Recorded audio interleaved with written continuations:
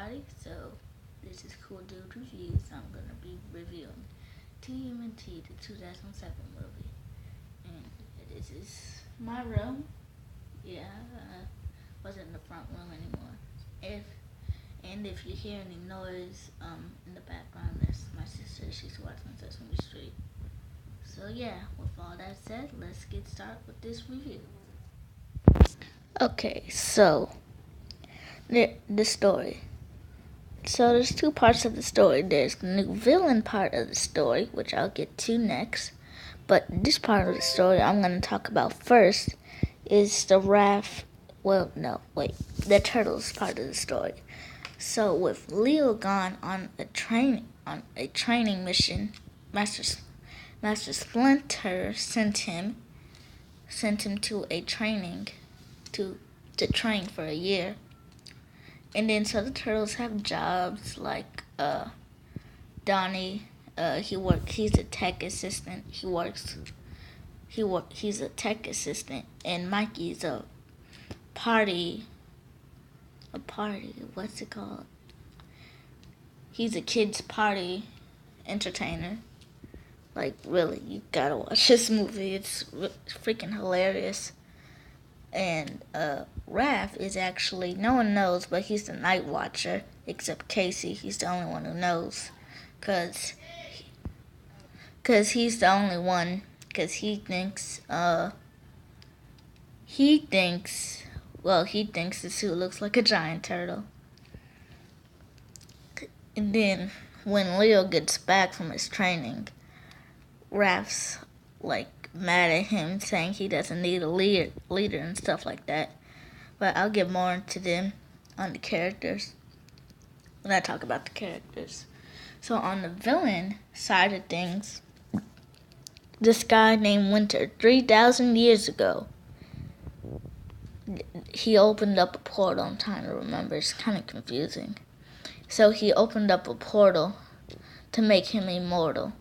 Hey, that rhymes. He opened up a portal to make him immortal. I'm Mr. Winters. That was bad. So, yeah, he opened up a portal, and then to make him immortal, but at the cost of turning all of his generals into stone. So, yeah. And then also the portal unleashed 13 monsters. 13 monsters. That's a lot of monsters. Yeah. And so they're loose in New York City. And then the stars climb. That opens up the portal again, so he has to capture all 13 monsters, so he won't be immortal because he thinks it's a curse. He doesn't like it. So he got the Stone Generals back. The Stone Generals are back. And then they're more like the villains, because he just doesn't want to be immortal, but they want to conquer the earth. So they're more of the villains, not Mr. Winters. So yeah, the Stone Generals, there's 5 of them, I think. They're more of the villains than Mr. Winters. I already said that. The animation. The animation is great. Everybody's really detailed, including the 13 monsters that the generals had to get and stuff like that. So yada yada yada. But really, this animation is really good. I really don't know. It's the best. It's the best computer animation I've ever seen. Well, maybe I've seen better, but still, it's really good. And they're really detailed. And some people say, I even think this, the city's not as detailed as the characters. So that's what it's like. The characters are kind of too detailed for the city where they're in. So they kind of feel a little out of place. In the rooftop fight between Raph and Leo, where they're fighting, it's raining, and the rain looks awesome. It looks real. And then with their expressions on their face, it's just amazing. I really don't know how to explain it. It's really good. The characters.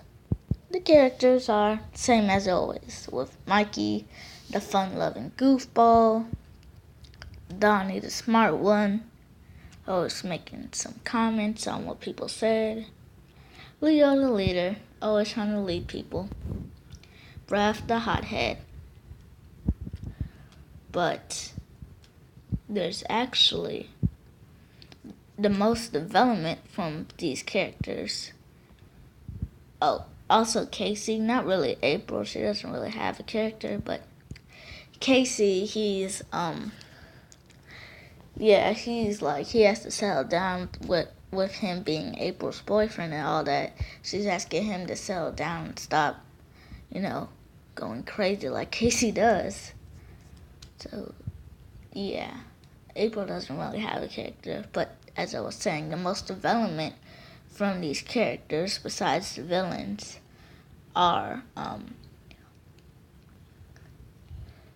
Raph and Leo. Because with Raph saying he doesn't need a leader and him really wishing Leo wasn't there, which we all know deep inside of him, he loves Leo. He likes him as a brother, but still, he's holding that grudge because he missed him. But now he's also saying he doesn't want to be led. He can be the night watcher whenever he wants. So the development really goes to those two. With Leo trying to lead the team, but Raph being the hothead as he always is, not really wanting to be led by Leo or anybody. Just wants to be alone by himself. And also there's not really a rivalry between Winters and the Teenage Mutant Ninja Turtles, because they only meet at the end. They only meet at the end, the final battle. Like in all the movies, they have a big final battle. So, they have a big final battle with Winters. And he's like, I'm seeing 4 gigantic turtles. So, there's not really a rivalry between them because they only meet at the end. And then that's when they find out what Winters was doing was to help him not be immortal. So really, there could have been a rivalry if they had met earlier down in the movie. But that's just a little nitpick I have.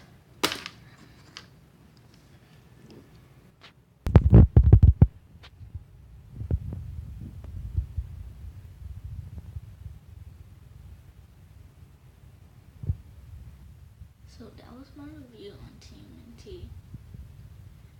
I really like the movie with that great animation style, and